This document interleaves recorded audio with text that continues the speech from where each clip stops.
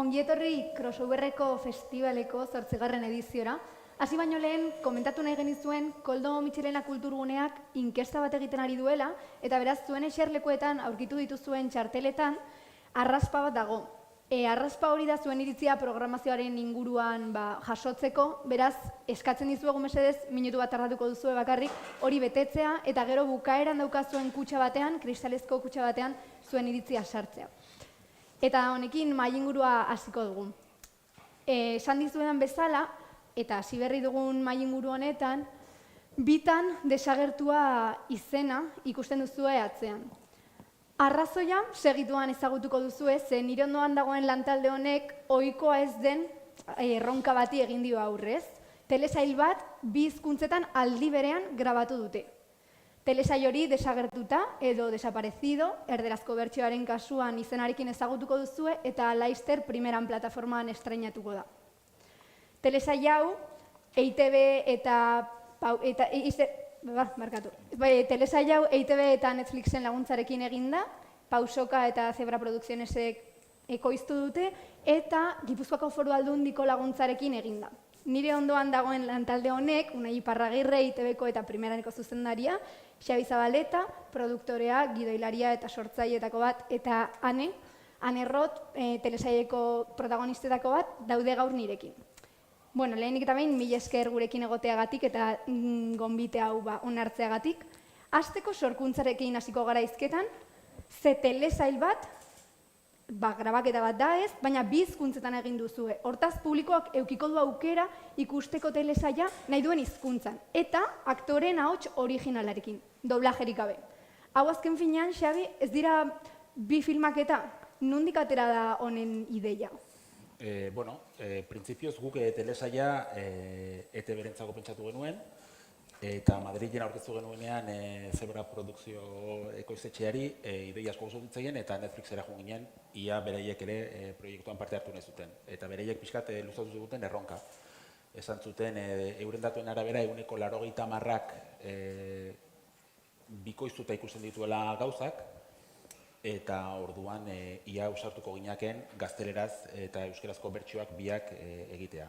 Egizanik bikoizketak horrotu ditut, eta horren erronka polita iruditu zitzaidan, eta zen, zergatik ez, behin jantziak erosi ditugula, lokalizazioak baditugula, gidoi edatzi dugula, lan pixkat gehiago da, gero hanek esango dugu asko dugu, baina, ideia hona zirudien, eta orduan, Netflixek esan zugun, hola egingo bagenu beraiek ere parte hartuko luketera proiektuan, eta guk jarri genien baldintza pixkat zan, 2 bertsioak eskuragai egon bat zirela Netflixen. Gure euskararen aldeko apostuarekin ere, esan dezun bezala euskarazko bertsioa primeran egongo da, eta gero aurrerago, lehenago primeranek edukiko du esklusiba, eta gero Netflixen egongo da eskuragai, 2 hizkuntzetan nahi duenak euskaraz ikusiko du, nahi duenak gazteleraz ikusiko du, edo asko gustatu bazaio, behin hizkuntza batean, eta gero beste hizkuntza batean ezberdintasunak somatzeko, ze badaude ezberdintasun batzuk ere badaude, guk asko ikusten ditugu batez ere aktoren antzesteko eran. Bitxia iruditu zitzaigun, baina lehenengo egunetik, adibidez hemen dagoela, hanen goxoagoa da euskeraz, gazteleraz baino. Bai. Euskara hizkuntza moduan goxoagoa delako. Ez dakit, arrazoia, beti izan digute euskaldunak oso hotzak garela edo, baina batean hanek sekuentzia bera euskeraz egiten zuen, eta gero gazteleraz, eta beste gazteleraz. Eta gazteleraz, enekixen nola goxotu. Ainhoa Hierroek esatu zen, baina hane, inberdina. Hanik esaten gehiago, nabil supergoxo egiten. Baina ez, erderaz gatuteten. Ez dakiz edatxik. Orduan, horrelako aldaketatxoak badaude. Bestela telesailak biak berdin, oso antzekoak dira, iraupen aldetik beti aldaketa txikitxo batzu daude, esaldi batzuk luzeagoak edo laburrago dolako hizkuntza batean edo bestean, baina oso ñabardura txikiak dira, baina bai batzuetan, aktoreen kasuan, ñabardura txikiak badaude, eta hanerenan gaina oso nabaria zen, ez? Eta genuen, egin dezuera bateak, orain gazteleraz, hotzagoa. Orduan, gazteleraz ikusten dutenek, hane hotzago bat ikusiko dute, eta euskeraz ikusten dutenek, pixkat goxoagoa. Informazio pila bat aurreratu diguzu, nik hemen danalukan apuntatuta galdetzeko, baina hasiko gara pixka bat jakiten zer dagoen desagertutaren atzean, ze historio dago? Historioa, aspaldi, duela urte batzuk irakurri genuen lagun talde bat, ez dut gogoratzen ze Euskal Herriko mendira igo zen, eta haietako mutil bat desagertu zen. Eta historia hori gure buruan gelditu zen, Eta hori da pixkat telesaia kontatzen duena, ez? Lagun kuadrilla bat Aiako mendietara igotzen da, han kobazulo batean parranda bat egiteko asmoz, justu azken azterketen aurretik, eta hurrengo egunean Jonek, hortik dabilen Jonek, lehenago jeitsi beharra dauka futbol partida daukalako. Instagramen mezu bat grabatzen du, txantxa moduan edo agur esanez, eta benetan desagertu egiten da. Orduan, hortik aurrera, ikusleak eta ikertzaileek eta lagunek ere ez dakite Jon non dagoen. Ia benetan desagertu ote den, berak txantxa moduko bat egin duen, lagunek zerbait egin ote dioten, bere aitak akaso zerbait egin ote dion, eta hori dena ikertzen badago Maite izeneko pertsonaia, Itziar Atintzarana, eta lagun kuadrillako kide baten ama aldi berean. Unai, zuen kasuan, nola iritsi zitzaizuen proiektu hau, eta zein da primeranek edo ETBek egiten duen apostua desagertutarekin? Bueno, proiektu hauen duela 2 urte EITBek zabaldu zuen lehenengo aldiz konbokatoria berezi bat euskarazko fikziozko telesailak eskatzen eta pausokak proiektu hau aurkeztu zuen. Eta ni, lehenengo eta behin esan nahi nizueke eskerrik asko mainguru honetara gonbidatzeagatik, eta baita publikoari ere, dagoen eguzkiarekin ondartzara joan beharrean ona etortzeagatik, baina oso egokia iruditzen zait jarri diozuen izenburua saio honi, ze benetan da bitxia eduki berdin bat, fikziozkoa bi hizkuntzatan egitea, ez? Nik, orain Euskal Irrati Telebistan nago, baina aurretik Discoveryn egiten nuen lan, eta han bai egiten genituen telebistako saioekin, kasu hartan Londresera hainbat aurkezle eraman herrialde ezberdinetakoak eta hizkuntza ezberdinetakoak, eta bakoitzak ondoren egite zuen bere herrirako saioa bere sarrerekin. Baina hau fikziora eraman da, nik ez dute inoiz ikusi. Ordune, posten hau zuek ere bitxi moduan hartzea proiektu hau, eta ze gustatu zaigun, guk erabakiak beti gauza berari begiratuta hartzen ditugu, ez? Edukia potentea den, ala ez. Primeranen kasuan, guretzat oso garrantzitsua da, batez ere gazteengana heltzea, 30 urtetik berakoengana, badakigulako, hainbat ikerketa egin eta gero, euskaldunok eta batez ere euskal gaztediak falta motatzen dituela euskarazko edukiak esparru digitalean eta batez ere plataformatan, ez? Orduan, kasu honetan gazteentzat egokia, eduki moduan oso aproposa eta oso potentea, eta gai moduan ere erakargarria beraz, inolako zalantzarik gabe, bai etzaman genion, eta gero gainera Netflixekin aurrez ere lanekin dugunez, guk bai eskatu genion aurrekontuaren zanti haundi bat guk jarri genuenez, estreinaldia primeranek izatea, euskaraz izatea, eta denbora tarte batez esklusiban hori ondo ikusi zuten, eta aurrera egin genuen. Ez dakit gero aurreratuko didazuen estreinuaren zerbait, galdetuko dizuet, kontatu daiteke, baina ez dure kasuan suposatzen dut, enteratzen azkena izango zinela, ez, aktoreoi gertatzen zaizkigun gauzak, nola iritsi zitzaizun proiektu hau, eta hasieratik jakin zenuen bai euskeraz eta bai erderaz grabatu behar zela? Heldu jaten casting baten bidez, eta nekixen, baina nekixen izen bizala bitan, osua. Osea, euskeraz eta erderaz osua enekixen, baina, indauen kastina bai basan sekuentzia bat euskeraz eta berdina erderaz, eta hori, inauen kastina gainera, inauen kastina Asier Rikartekin, gure Iker, eta, super ondo, gainera, bai. Ulertzen dut? Oso luzea izan ziren kastinak. Oso. Bi hizkuntzatan egiten genuelako, eta orduan aktore denak etortzen ziren. Baina hori baino lehen inauen bat Madrilen, eta gero ingauen hori izan zala hiperluzia. Egun hori izan zen, Baina pena merezi izan zuen, ez? Bai, hori ziur. Justa, lebitasunaren inguruan hitz egiteko, zinemaren historiara joan naiz pixka bat, eta ikusi dut horrelako sistema soinuaren iritsierarekin sortu zela, eta garaian multiversiones deitzen zitzaiola, ez? Eta bazeuden bi modu hau egiteko. Aktore berdinekin egin zitekeen edo ezberdinekin. Ezberdinekin, adibidez John Waynek egin zuen behin, berak bertsio amerikarra egiten zuen, eta gero set berdina erabiltzen zen, pelikula baten bertsio espainola, italianoa egiteko. Baina komedian gertatzen zen garrantzitsuena zela aktorearen presentzia edo aktorearen talentua, ez? Eta orduan, horrelako pelikuletan, aktorea arduratzen zen, bere papera ikasteaz, beste hizkuntza batzuetan. Hau da gutxi gora berazuek egin duzuena, eta suposatzen dut, kastina egiterako garaian, ere hori kontuan eukizen utela ez, aktoreak, bai euskera eta bai erdera menderatu behar zutela. Nola izan zen hautaketa hori? Bai, guk horri, gure lehen baldintza zen euskera ondo menderatu behar zuela, eta gainera kastina, Madrileko produktor batekin egin genuen ez telesaia, beraiek esan zuten ez, lehenengo utzi guzuen Madrilen egingo dugu, eta guzen, euskeraz jakin behar dute, eta orduan, bigaltzen zizkiguten batzuk, eta zaten, beira hau da, eta ez du balio, eta ez duelako euskaraz ondo egiten. Eta beraiek ez zuten ulertzen, beraiek esan zuten, niri ondo, ezagit, eta gaina representanteak, beti representanteak dute oso ondo, beraia, zure aktoreak badaki, gidatzen, eta tiro con arco, eta dena egiten daki, eta gero etortzen da, eta patinatzen, por supuesto, dana, holakoak izaten dira representanteak ez, eta horren, besan dit, eske beha, ama hizkuntza daukala euskera, ezakit zert, ez. Orduan hori izan zen lehenengo filtroa, orduan derrigor euskeraz moldatu behar ziren, eta hortik aurrera edozen kastin bezala, salbuespena zen, hori, bi hizkuntzetan egiten geniela proba, egia da, hasi ginenan kastinean, ikusten genuela desberdin jokatzen zutela, eta baita ere aktoren arteko dinamikak ere desberdinak zirela hizkuntzaren arabera, orduan egia esan kastin aktorentzako kastinean ikusten oso gogorra izan zela, zeren pasaren. Niretzako izan zen gogorrena, nire bizitzako gogorrena. Osa, izan zen egun osua, itzen 10.000 bider berdina, aldatzen pertsonaiak, nikin hauen Marian kastina eta hanen kastina, orduen, klaro. De repente zan, oin ane, oin Maria. Oin euskeraz, oin erderaz. Claro, oin zeinaz, ez dakitz. Eta azkenen aukeratu gunen Jonen papera egiteko Jon eta Aneren papera egiteko Ane. Hori, lehenik idatzita zeuden, eta azkenean hor lago. Erresa, Bai, oso.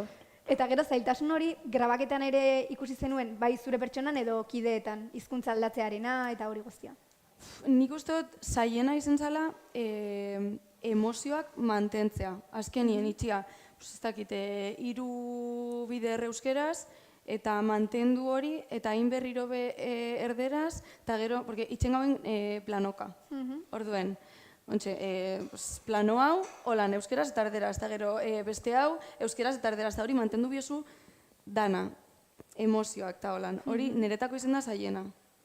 Eta hizkuntzaren aldetik ez dituzue zailtasunik aurkitu? Bueno, de repente ya ez dakit, de repente gauzen euskeraz berbetan, eta beste bat itzen zauen erderaz, eta zana bera. Eta ontxe, nora goiez, oza, ze gabiz esaten, oza, holan. Baina, bueno, bai, ondo ibili gare. Izan dituzue 13 asteko rodaje bat, 13 aste asko ematen du, baina egin dituzte 2 telesai, oza, kontuan izan behar da ez dela telesail bakarra. Gero 50 lokalizazio baina gehiago eta 1000 figurantetik gora. Hau guztiak kudeatzen bi zuzendari egon dira, Estel Diaz eta Javi Elortegi.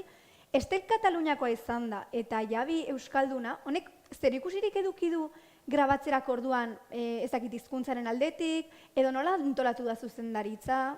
Bakoitzak 4 egin ditu, ez? Bai, bakoitzak 4 egin ditu, Estelek lehenengo 2., 7. eta 8. eta Javik 3, 4, 5 eta 6. Estel dator Netflixek gomendatuta, zeren bera izan zen show director, eta hainbat Netflixeko telesail batzuetan parte hartuta, eta orduan, ez guk egin genuena izan zen, alde batetik genuen Ainhoa Ayerbe, ikuset hor asko lagundu dugun Ainhoa Ayerbe, bera izan da aktore zuzendaria, orduan zetean egunero zegoen, eta orduan, alde horretatik, egun batzuetan guk lokalizazioka grabatu dugu. Ez dugu atal grabatzen, bezik eta aste bete pasa dugu adibidez, institutuan. Orduan hor, egun batzuetan grabatzen genuen lehenengo ataleko sekuentzia batzuk, baina baita ere 2. eta agian 4. atalekoak. Orduan, goizean Estel zetorren eta arratsaldean Javi, edo alderontziz, edo beste egun batzuetan, egun osoa Javik pasatzen zuen setean edo Estelek, ez? Orduan horre, eta aldi berean 2 montatzaile ere genituen, eta jundira dana montatzen, eta horrela antolatu dugu, bestela 8 atal ia biderbi, zuzendari bakar batentzako gehiagitxo izango lirateke ez, eta egizan, nik uste prozesua ondo jundela, gogorra izan da, zer hori dekoratu asko izan dira, asko kanpo aldean, gaina iraian hasi ginen, eta esan genuen, lehenago joan gaitezen mendira, iraian eguraldi hona egiten du, mendira jongo gera, venga, iraia bai. 2. egunean. Ez, nire lehenengo sekuentzia, izen zan, osea, ni heldu nintzen, gaina zan super zaila, eta zan, ane, daukeu 15 minutu. Euriza, hasi bida, ja, 15 minutu, egin negar, fansaitxez, amendikorra, eta ontxe euskeraz, eta ontxe erderaz, eta ontxe... Esan, benetan, lehen eguna, benetan. Baina eske gainea guk lainoa kontratatu genuen, eta lainoa kontratatzea oso garestia da. Gezurretako lainoa, mendia, tubarri batzuk, montaje batan, nahiko handia, eta lehenengo egunean, eta lainoa juten zitzaigun. Eta bigarren egunean, hanek esaten duen bigarren egun honetan, baten lainoa, baina eta gotzen baina, moztu lainoa, eta ez benetakoa da. Osea, ez genuen ikusten lainoa, euria hasi zen, goatzen zea, aldatu behar izan genuen gero rakorra, ze gero beste gauza bat gero gertatzen zen, hauek blai eginda zeuden aktorea, baina blai, gero oso polita gelditu da. Bai, oso politxa zen. Bai, osea, iruditza oso politxa, benetan, osea... Hane, negarra egin behar dut, hane hola txoko batean, nik goroitza... Momentu bat. Emun segundu bat. Bai, ontsen oie, venga, ja. Ostras, tu. Izoztuta danako Bai, izen zen oso zaila. Orduan alde horretatik gogorra izan zen, hasi ginen, eta iraila zen, eta iraila izugarrizko egura ditxarra. Baina iaia rodaje guztia udazkenean egin duzu, ez, gainera? Bai, baina horregatik esan genuen, az gaitezen, gero barrura, azaroan barrura jongo geha, eguraldi txarrago, orduan, az gaitezen mendian, horrela eguraldi hoan hartuko dugu, Euskal Herrian iraian beti eguraldi hoan egiten du, eta orduan, azkenan lehenengo eguna, blai eginda, hotza, orduan horrek eman dio ere... Bai, oso politxa, baina oso zaila be bai. Unai, euskal proiektu askok egin dute salto plataforma handietara, ez? Baina, adibidez, itxasoren kasuan, baina askok egin dute doblajaren bitartez. Zuk onurak aurreikusten dituzu proiektu honekin, beste plataforma batzuetan bai euskera eta bai gure produktuak zabaltzeko? Nik horretan bat egiten du Xabirekin, ni ez naiz pertsonalki bikoizketen oso zalea nahiago izaten dut jatorrezko bertsioan ikustea. Bai ulertzen dut, onurak daudela bikoizketarekin, saio bat edo filme bat edo telesail bat zerotik jatorrezko hizkuntza baten egitea askoz garestiago dalako, ez? Alere hor, guk primeran behintzat bai ikusi dugu aldaketa bat, garai baten generazio bateko ikusleek, nire generaziokoek, adibidez, ohitura zeukaten dena bikoiztuta ikusteko eta azpitituluak igual hor okerrago hartzen genituen, ez? Baina bai ikusi dugu primeranen kasuan eta baita beste hainbat ikerketatan ere gaur egun gazteek eta nik uste dut hori batez ere Netflix eta Disney eta beste plataforma handien eraginez ohituta daudela jatorrizko hizkuntzan entzuten eta azpitituluekin jarraitzen, ez? Baina zentzu horretan nik uste dut saio honek egartzen duena dela bi saio egin direla bat jatorrizko hizkuntzan primeranerako euskeraz eta beste bat Netflixentzat erderaz. Eta hori bai uste dut onura badela, ez dakigu gero ikuslegoak nola hartuko duen, ze lehen esan dugun bezala nik dakidana lehenengo aldia da horrelako gauza bat egiten dena fikzioan, ez? Baina uste dut gauza bakoitzak edo baduela bere onura. Eta jende batentzat nahiago du bikoiztuta, beste batek nahiago du azpi idatziekin eta beste batek jatorrizko hizkuntzan, ez? Eta eduki dituzue erreferenterik hau egiterako garaian? Igual ez zure kasuan, Xabi, edo bestek ezagutzen dituzue? Ikertzen ibili ginen, eta lehen aipatzen zuen, ez? Hollywooden garai batean egiten zen, esaten duten ez Dracula estatuatu eta garaintzen Dracula Mexikon rodatu zen eta dirunez bertsio mexikarra hobea zen eta orduan Amerikarrek ordaindu zuten hori eskutatzeko.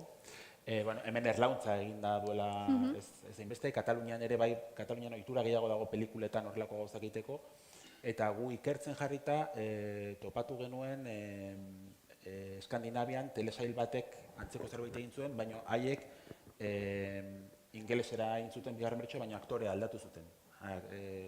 Gauza xumeago bat zen, zer da bikote bat gau oso batean zer, orduan atala da ordu bat, atal bakoitza da beste ordu bat, eta bikotea ateratzen da denbora guztian. Eta gizonezko aldatu zuten eta emakumea mantendu zuten. Suediarrez eta ingelesez egin da, orduan gizon aldatu zuten. Hola, guk egin dugun bezala, guk ez dugu topatu beste eredurik. Egia da, bereiekin hitz egin genula, ekoizleoiekin hitz egin genula, eta laguntza eman zigutela, eta asko animatu gintuzten hau egitera, eta gu oso pozik. Eta nik ez da denborazko Euskal Telebistan 3 urte eta gutxi, baina nire lankidei galdetu diet, eta Euskal Irrati Telebistaren historian ba omen da lehenengo aldia horrelako gauza bat egin dena. Hala ere hona etortzeko datu bat eskatu diet, bitxia izan dela editorei, ia badaukagun datua, ze ezberdintasun dagoen bi bertsioen aldean. Euskerazkoa eta gaztelerazkoa, orduan guk egin duguna da euskerazko bertsioa montatu, eta gero hori erabili dugu oinarri bezala, eta horrezkatu ditugu, hitz egiten daudenean, eta azkenean, bitxia izan da, zeren 15 minutu bakarrik, erabili ditu, lehenengo atalak ditu 37 minutu, 22 minutu berdina dira, irudi berak dira, eta 15 baino ez dira izan gaztelerazko elkarrizketak dituztenak. Orduan, asko erabili dugu, ja euskeraz sortutakoak gero gaztelerara erabiltzeko. Orduan, hori oso antzeko gelditzen dela telesaia, ez azkenean badaude gauza asko, gero ikusiko dugun bezala, zatitxo bat, irudiak berdina direla. Nik izan beharra dukat bakarrik euskerazkoa ikusi dela, eta erderazkoa ere ikusteko desiatzenago konparaketak egiteko. Musika hori bai, guretzako garrantzitsua den, musika eta guk euskeraz jarri ditugu, euskal musika, eta bi bertsioetan, lehenengo atalean dagoen musika bat Thatchers eta Hughes daude, talde desberdinak euskal taldeak dira, guk hori bigarren atalean dupla dago, hori dena, bai euskeraz eta bai gazteleraz, musika bera da. Oso ondo. Euskal kultura munduan zehar zabalduz. Oso ondo. Bueno, azken finean hemen ematen den historio bat da, ez? Hori da. Orduan abestiak berdinak Hori izan izan ziren. hori gure apostua zela ere, eta hortik horrekin goazela ere. Eta esperientzia guztia bizita, zailtasunak mendiko ez dakit dana hori, errepikatuko zenukete? Bai. Bi hizkuntzetan egitearena. Bai, ziur gainera. Hor, aneri ez diogu esan eta aktorei desagertuta bi hiru hizkuntzatan egingo dugula. Bale. Inglesera sartu dugu. Nik errepikatuko nuke, hemen Javi Elortegi ez dagoenez, berarekin eztabaidatu nuen justo horri buruz lehengo gunean. Berriz, berriz. Errepikatuko nuke iruditzen zaite aukera polita dela uneik dioen bezala hortik bidaiatzeko, eta... Asko ikasi dugu, eske izena kristona. Bai. Eta niretzako abiaz, nik komoan egon, gozada bat zen ikustea aktoreek zerrez pasatzen erabiltzen zuten hizkuntza bat, beste agia da batzuetan, nazu egiten ziala eta bat azitzen euskera, eta besteak bat batean erderaz erantzun, eta markatu nahiz konturatu, eta holako gauztak, baina nik uste nahiko harina izan dela, eta oso ondo dela. Bai, oso ondo pasatu dugu.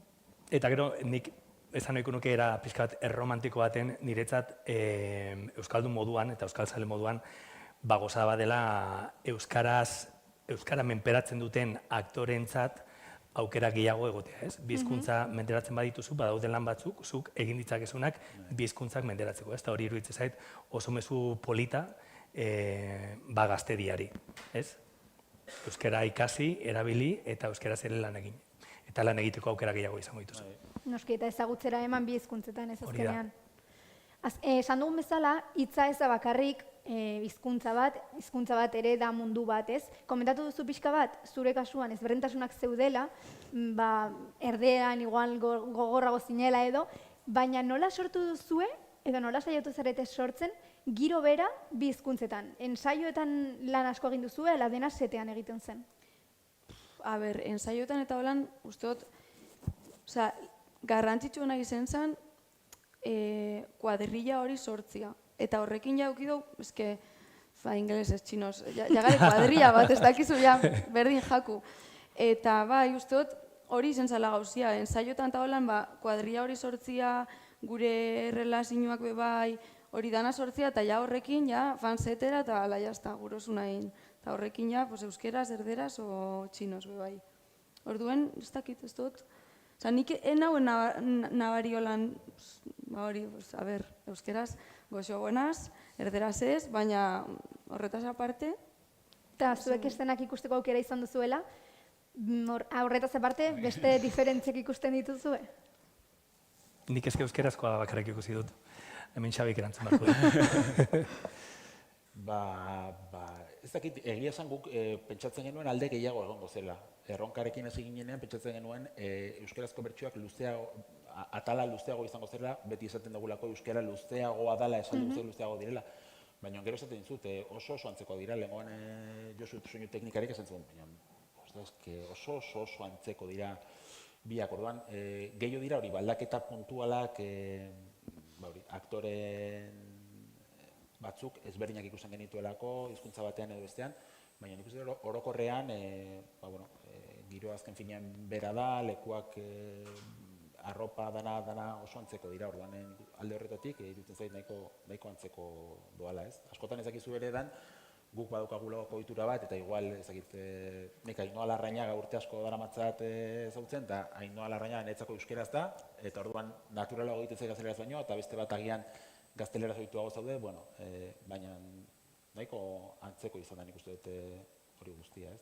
Guk adiz, kartelak dori den ere euskeraz zeuden, desagertuta, ezakitzer, orduan, gaztelenen olako atmosfera hortan, eta ez du, bueno, toma pare bat gehiago, venga, orain beste hizkuntza.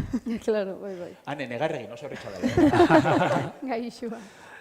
Uste dut, lehentasunak hitz egiten ari zaretenarengatik euskerak eduki duela, baina grabatzerakoan ere lehenengo euskeraz egiten zenuten dena?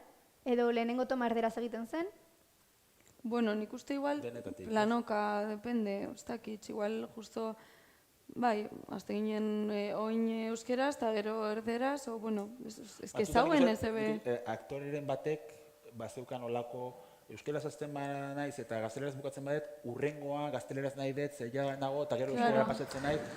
Osa, aktore bat usten genuela... Ni adibidez, igual hobe hastia euskeraz, hartu goxotasun hori, eta gero ja saiatu erderaz eitzen. Gu moldatzen ginen pixkat aktore bakoitzak hori bazegoen, bukatzen aktore batek, ez nik bukatu dudan bezala hasi nahi dut urrengoa, beste batek nahiago zuen ez nik lehenago nahiago bat euskeraz eta gero gaztelera pasako naiz, horretzegon horrelako zerbait, aurrez ezarria zegoen zerbait, ez? Osea, eguneko plangintza egiten zuen pertsona pospozik, ez? Ez, baina esan azkenean kontua zen tomak gehitu ditugula, hau da, planoa nahiari ematen badiogu, nahiak bere testu euskeraz bota, eta 3-4 toma eta gero ona eman dagunean, bale, orain pasa eta orain gazteleraz egin. Orduan, plan atletikan bakarrik zen, bueno, normalki, baina minutu, bueno, 10 minutu, 15 minutu gehiago eman, beste 2-3 toma beharko genituelako beste hizkuntzan, ez? Baina berez plana edo zein telesaiena bezala zen. Guk gioia genuen 2 zutabe genituen, eta orduan, gioia zutabe bakar batean eduki beharran 2 zutabe genituen, euskeraz eta gazteleraz, eta orduan, hor, pasatzen ginen batetik bestera. Bueno, ronka nahiko horreix bezala jartzen duzu, baina nik uste jornatzean bidea dagoela. Hemen etorri dira telesaileko aktore batzuk, baina nahastu dituzue ibilbide luzeko aktoreak eta gazteak. 7 aktore protagonista daude desagertutan, Jon Lucas, Ane Errot, Ainhoa Azpitarte, Ainhoa Larrañaga, Unai Arana, Asier Rikarte eta Julen Taboada. Eta hauez gain, aurpegi ezagun asko daude helduetan, Itziar Atienza, Gorka Ochoa, Jon Olivares, Iñigo Aramburu, Sara Kozar edo Leire Martínez. Zuretzako Ane, nola izan da ezakit ezberdintasun honekin lan egitea? Supongo oso ona, ez? Oso, asko ikasi dut eurengandik, eta gainera die, no sé, los más, ez dakit, super, bai, eurekin lan itxia, bai. Gainera, ez que, claro, Gorka Ochoa Itziar Atienza ikusi ditut telebistan, eta derrepende nauni eurekin grabetan. Niretako zan, panitzan ere etxera, eta sanotzen era, bai, ama, ikusi hau, ezken hau ni, eta da Itziar hor, eta gabiz grabetan junto, gauza, a ber, bai, izen da pixkat, un poco flipada, baina super guai be bai. Eta zuentzako suposatzen dut ja ohituak zeundetela, baina hasieratik zenuten argi ze pertsona heldu kasu honetan nahi zenituzten telesailean? Bueno, guk Itziar bagenuen oso argi gure buruan, telesaila egiterakoan referentzia bat Man of Town, Itziar da gure pertsonaia egokia, eta Gorkaren kasuan ez zainbeste gehiago izan zen ere, pentsa Netflixek proposatu zigun, lehenengo ez zuen joe, machos alfa daukagu, zer, bereiek beti daudelako, ze aurpegi ezagunak daude, eta gure baldintza da, euskeraz ondo egin behar du. Orduan, esaten zuten, hor algoritmoak eta horien gauzak, eta egia esan Gorkarekin aspaldi lan eginak egunden, eta esan genionean, proposatu genioen, berak gogo asko zeukan, bere oiko erregistrotik alde egiteko, eta zerbait dramatikoa. Eta orduan, bai goatzen naiz, gioi bakoitz eskatzen zidala, zer gertatzen da, eta azkenean, eta ez dizutana kontatuko, eta azkenean 8 gioiak irakurri zituen, eta bai izan zen lehena. gioi danak irakurtzen, ia abertza gertatu duan, eta bueno, hor, eta egia esan ondo, berak gogo asko zeuzka, hori, aldi berean, gurekin telesaia rodatzen izan aldi berean, hemen komedia bat egiten izan. Orduan pasatzen zen batetik bestera, eta batzuetan hor lio egiten zuen, eta gero, bueno, Jon Olivares bezalako jandea, edo, bueno, beste horrepetu zuen beste batzuk, plazerra, ez? Gainera, bueno, Itziar Atienzak eta Jon Olivaresek elkarrekin denbora pila zeukaten, euren artean izorri kimika daukate, oso ondo, oso gustora. Itziar gezatun, hiru telesail zera matzala jarraian poliziaren egiten. Bai. Bai, las largas sombras, ez? Entre vías, Bai. dana, Bai. enkasillatuko duzu azkenean pertsona. Bueno, uste dut iritsi dela momentua sekuentziaren bat ikusteko. Ze primizian ekipoak sekuentzia bat ekarri du euskeraz eta erderaz, elebitasunaren inguruan hitz egiten gaudelako. Beraz, ondo iruditzen baldin bazaizu euskeraz jarriko dugu lehenengo, eta gero ja erderara pasako gara, mesedez gorka jarriko diguzu.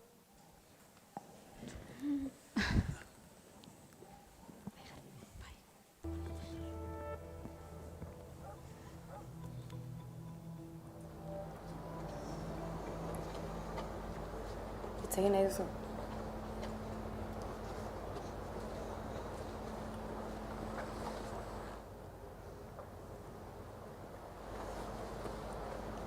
Nahi baduzu galdetuko naiz. Kaixo. Kaixo. Maite zaitu. Nik ere. Agur. Aio. Agur. Zure lagunak oso ondo aritu dira gaur komisarian. Zer modu zaude? Ondo. Gauza bat galdetu behar nizun, Ane. Jonekin azkeneko zegoen zinenean, nola ikusi zenuen? Betiko moduan. Urriko gauean etorri zen. Eta eztabaidaren bat edo zerbait izan zenuten?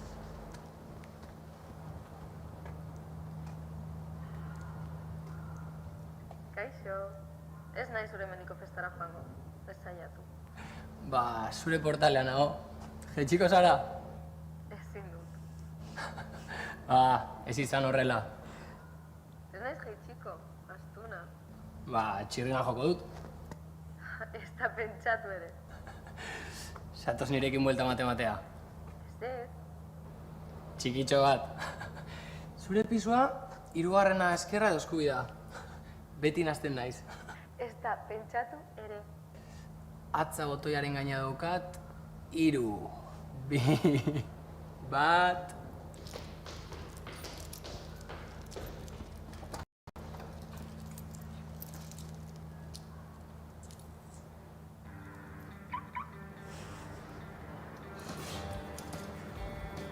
Oso fina, baina gaur ez. Venga, hona jotorri naiz.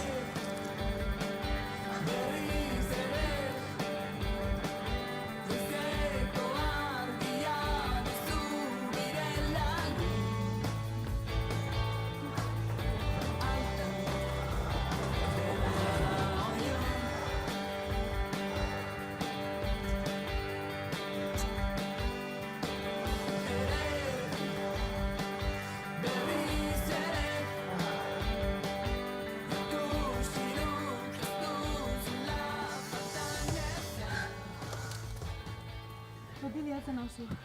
Zure nahi duzulako?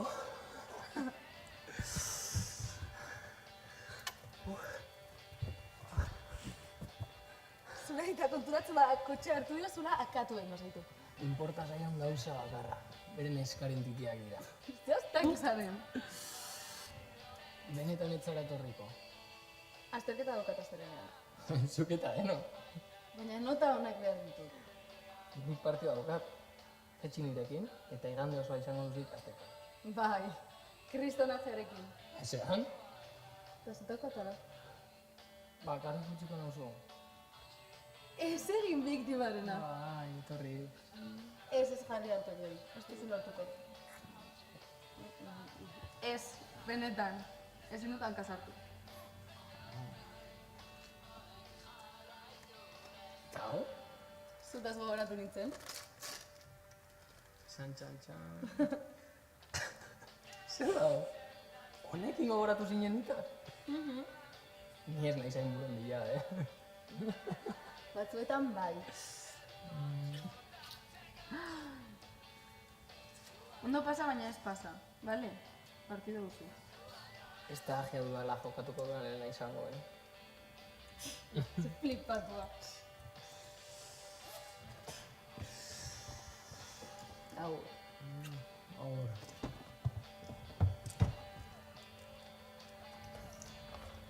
Ba, zoaz etxera. Zuraita zain nengo da. Ai, ziur baietz.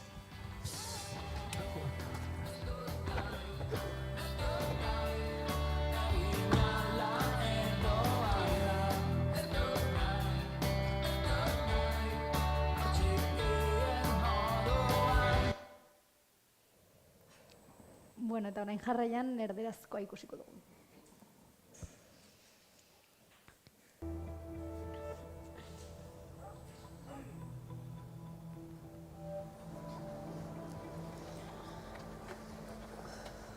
¿Quieres hablar?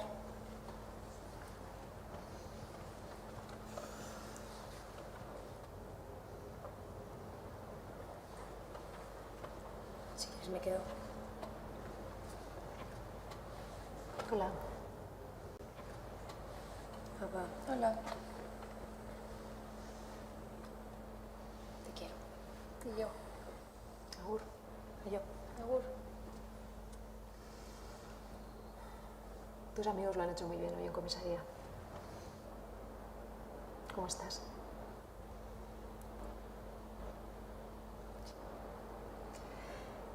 Quería hacerte una pregunta, Anne. La última vez que estuviste con John, ¿cómo lo viste? Como siempre. Vino a verme la noche de antes. ¿Discutisteis o algo? Hola. No voy a ir a tu fiesta en el monte. No insistas. Pues estoy en tu portal, así que no sé, ¿bajas o qué? No puedo. Venga, no seas así. Que no voy a bajar. Pesado. Pues entonces toco el timbre, si total. Ni se te ocurra. Ven conmigo a dar una vuelta, Anne. Que no. ¿Tu piso era tercera izquierda o derecha? Ni se te ocurra. De hecho, ya tengo el dedo en el botón. 3, 2, 1...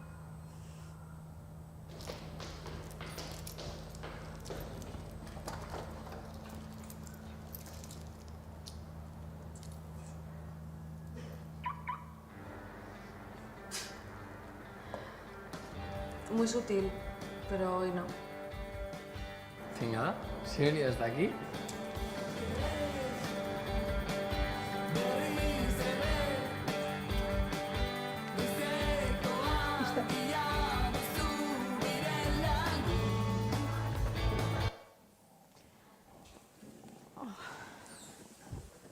Bueno, galderak egin baino lehenan, zer moduz?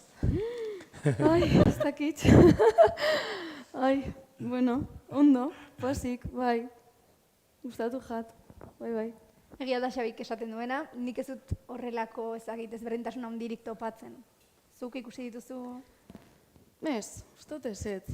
Ez dut hainbeste ikusi. Ez. Eta? Ui, nan fiskat, ez dakit.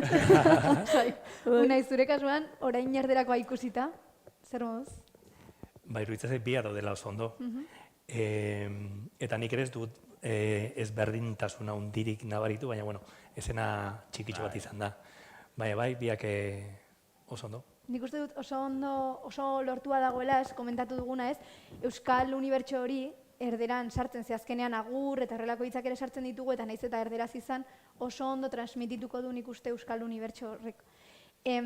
Apur bat hemendik aldenduz, hiruontzako den galdera hau, nola ikusten duzue Euskal fikzioaren panorama gaur egun?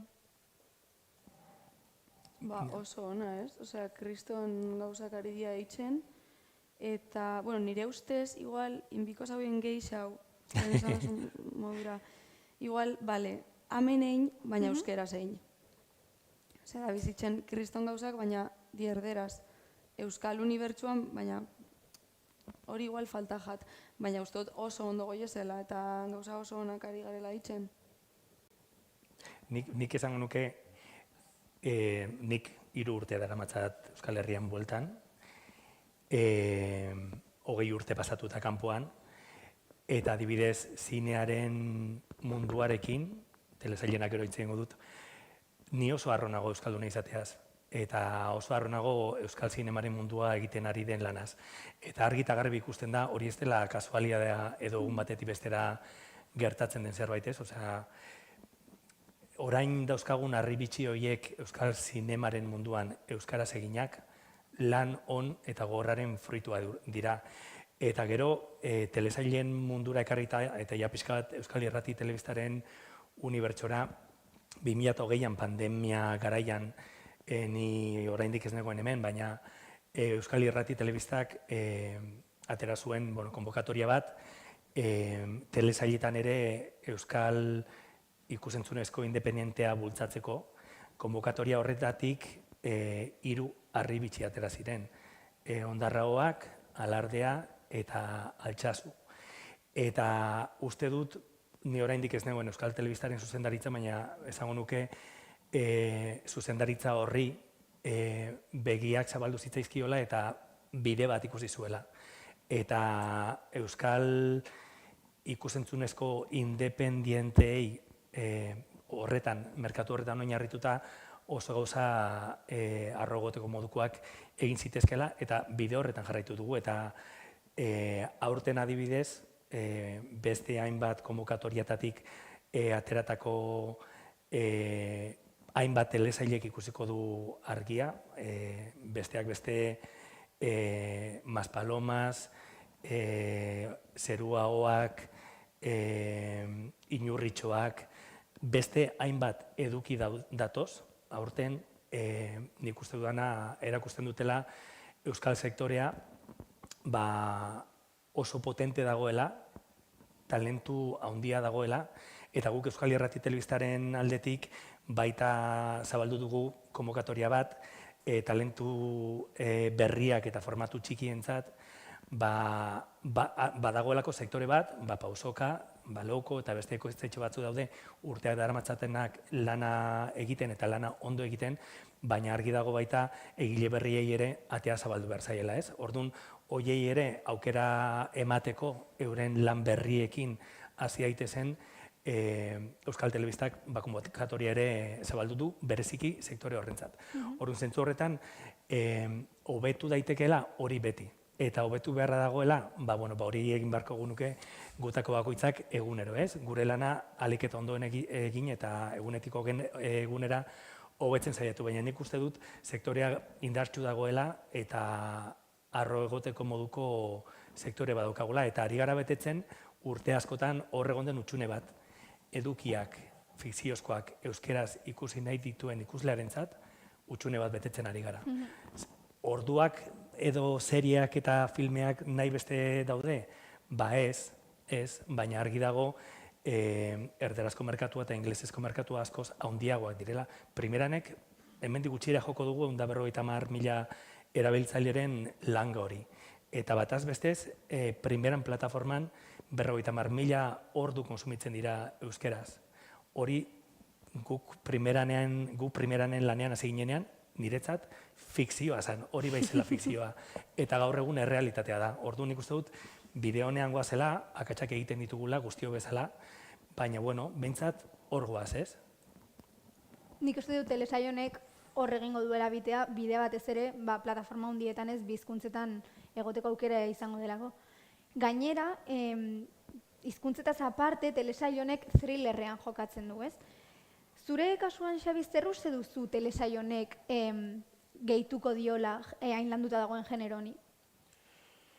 Guzietu gara estruktura berezi bat ematen telesailari, eta horrela atal bakoitzak pertsonaia baten izena darama.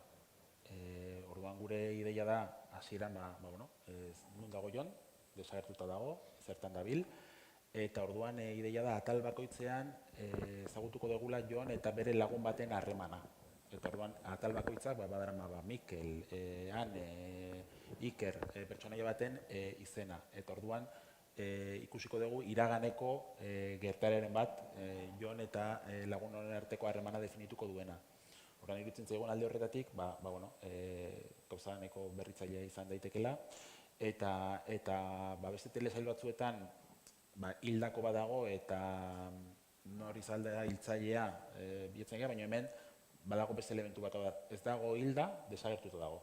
Orduan ez dakigu ia desagertuta dagoen, edo hilda dagoen, edo berak nahi duelako, edo ez. Orduan elementu ekin pixkat jolasten saiatu gera, eta gero, polizia nagusia edo ikertzailea ama denean ere, harremana ezberdina da, ez? Ez da ikerketa bat, baizik eta harremanetan oso oinarrituta dago telesail ikusten batez ere harremanak erakutsi nahi izan ditugula, ez? Eta estrukturaldetik, kontatu badaiteke, misterioa nola eraiki duzue? Hasieran jakiten da nor den desagertuta dagoen hori, kontatzen da hasieratik zer gertatu zaion, ala poliki-poliki deskubritzen doa? Lehenengo minutuan jakingo dugu Jon desagertu dela. Eta orduan hemendik aurrera Jon bakarrik flashbacketan azalduko da. Iraganean egin dituen gertaeratan. Eta gu ikusle bezala joango gara pixkat ikertzaileekin eta lagunekin egia ezagutu nahi horretan, ez? Eta aldi berean ikusleok ikusiko ditugu iraganeko zenbait gauza, ikertzaileek ezagutzen ez dituztenak, eta horrek eragingo du ziurrenik lagunak susmagarri bihurtuko direla, edo ulertzen duzu ere, Jonek alde egiteko gogoak ere eduki ditzakela, eta hortik doa, ez, trama ere ikitzen. Naia eta egitura aipatu duzu, eta nik esan nahiko nuke, aurrez ere esan daukat, baina nola forma eman diozuen eta nola egituratu duzuen telesail sorta, 8 kapitulu hauek, oso inteligente iruditzen zaidala, oso lehen aipatutako intriga hori pizten du, ez? Eta baita iruditzen zait oso ondo eramana dagoela promoziora, nola hor dagoen kanpaina horrek bakoitzak pertsonai baten jartzen duen fokoa, ez? Eta iruditzen zait oso ondo egindako lana bai egitura aldetik eta baita promozio aldetik. Lorea botatzeagatik. Eskerrik asko.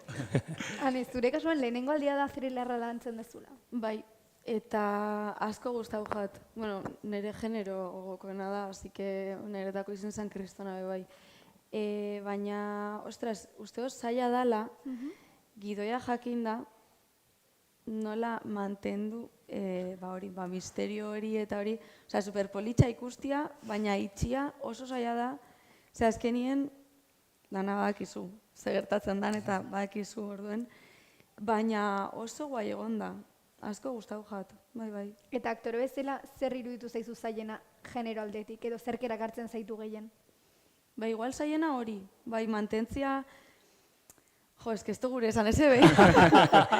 A ber, bai, adibidez, bueno, a ber, ez que ez dakiz esan, bueno, gauzi da, anek... Pi, Vale. Anek daki X gauza, ez? Eta orduen, hasieran se supone hori ez dakizela. Agian ez dugu esplikatu, ane da Jonen neskalaguna. Bai, hori. Uste dut ulertu dela pixka bat. Ane da mendira igo ez den bakarra. Gauza gehiago ez esan, ez? Estrenaldia lasterator. Orduan, bueno, hori bai esan daiteke. Esan ditute 6 lagun igo dira eta ane izan da igo ez den bakarra hemen ikusi dugun bezala ikasi behar duelako. Nik uste zaiena izan dela pertsonaien gezurrak mantentzia. Aktore bezala, esan nahi duzu grabatzerakoan, Bai. Spoiler. Isildu inbinazio galo beto, Ez que honekin ezin dut. Ez que ez dakit noa esplikau eta de repente hanka sartzen dut. Diru zait, thriller oso genero zaila ekoizteko. Eta kasu honetan, ez dakite Xabitan ados dauden, baina lehenengo kapituluan jakitzen da gutxi gora bera zer gertatu denez, baina gero bide hori ikuslarentzat zer gertatu den hori deskubritzeko bidea 8 kapituluetan zehar mantentzen da. Eta iruditzen zait hori bai egitura aldetik, bai gidoi aldetik eta bai antzezpen aldetik oso zaila dela. Eta gainera esango nuke, eta orain guk hor dago nahi noa nire lankidaketanik primeranen datuak ikusten ditugu, baina bai esango nuke Euskal ikusleak bentsat primeranen daudenak thriller generoaren oso zaleak direla.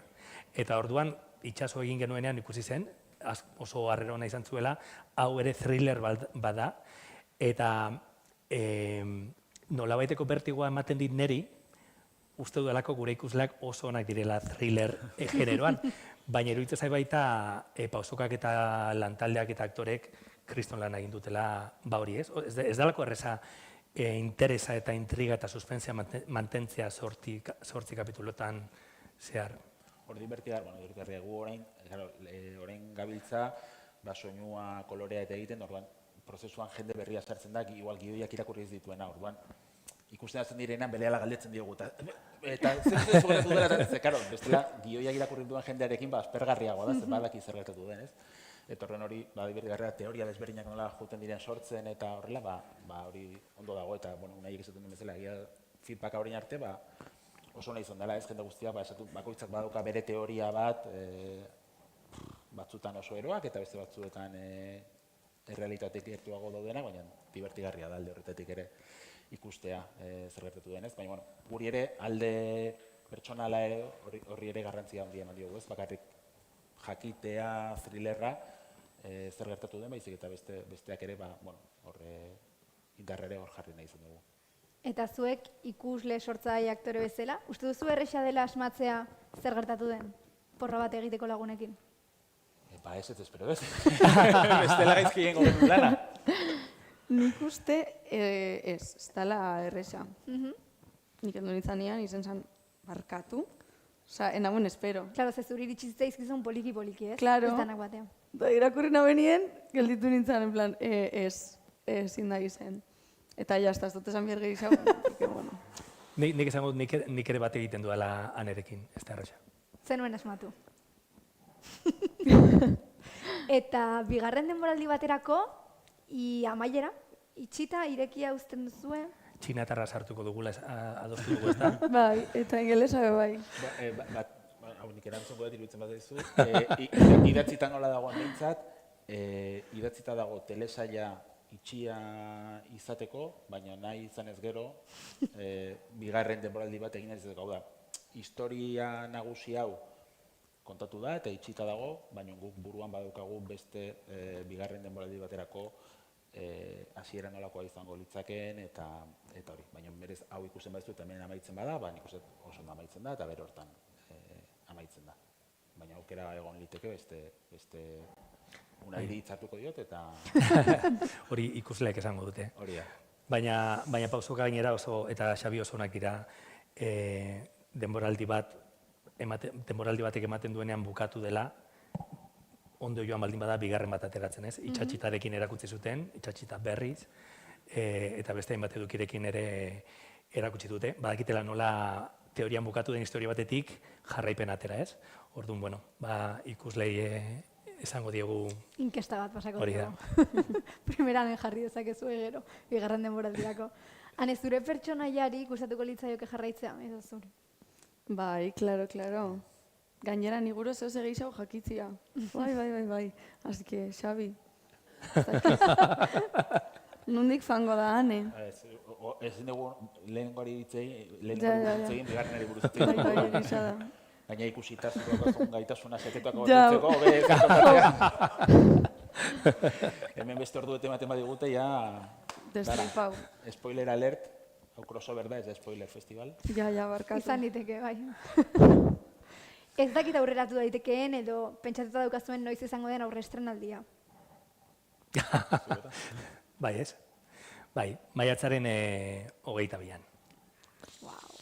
Aktorek ere ez egiten, Ja. Urduri zeuden. Maiatzaren 22an, primeranen. Hori da, eta komentatu duzun bezala, lehenengo primeranen egongo da bakarrik euskeraz, hori da akordioa, eta gero Netflixen egongo da bi hizkuntzetan, ez? Bai. Eta zenbateko EPA eman duzu, Hori ezin dugu esan. Top secret. Esan dezakeguna da, jendea primeranen ikusi behar duela. Oso ondo. Bueno, ez dakit zerbait gehiago komentatu nahi duzuen, edo bitxikeriren bat utzi duzuen horti interoan. Ez? Hau, kauza asko utzi ditugu, baina ez dakit, kontatu.